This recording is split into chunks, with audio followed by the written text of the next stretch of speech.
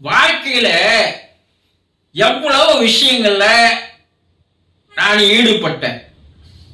ஆனா எல்லா விஷயத்திலையும் நான் தோத்து போனேன்.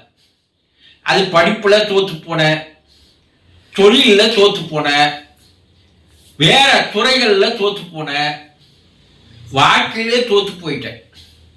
ஆனா நான் முயற்சிகள் செய்தேன்.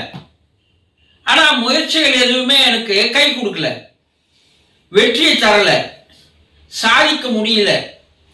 இப்படியெல்லாம் உங்கள பல பேர் புலம்பி வந்து கொண்டிருப்பீர்கள் இல்லையா?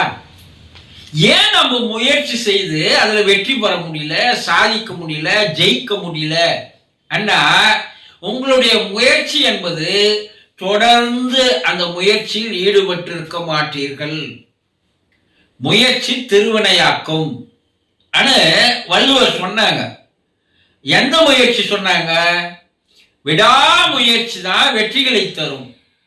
2 நாள் முயற்சி செய்துட்டு, 1 மாதம் முயற்சி செய்துட்டு விட்டுட்டீங்கன்னா எந்த ஒரு துறையிலும் உங்களால் வெற்றியை பெற முடியாது. சின்ன சின்ன விஷயங்களா கூட இருக்கட்டுங்க. நீங்க நினைச்ச சின்ன ஆசைகள் நிறைவேறினா கூட முயற்சிகள் தொடர்ந்து இருக்கணும். 2ல 1 பார்த்துடணும். இதை வெற்றி பெறும் வரை விடக்கூடாது. ஒரு சிலந்தி கூடு கட்டுவதற்கு பல முறை தோல்வியுற்று 18வது முறை வெற்றி பெற்றது என்று சொல்கிறார்கள். அது விட்டுலையே தன்னுடைய முயற்சியை.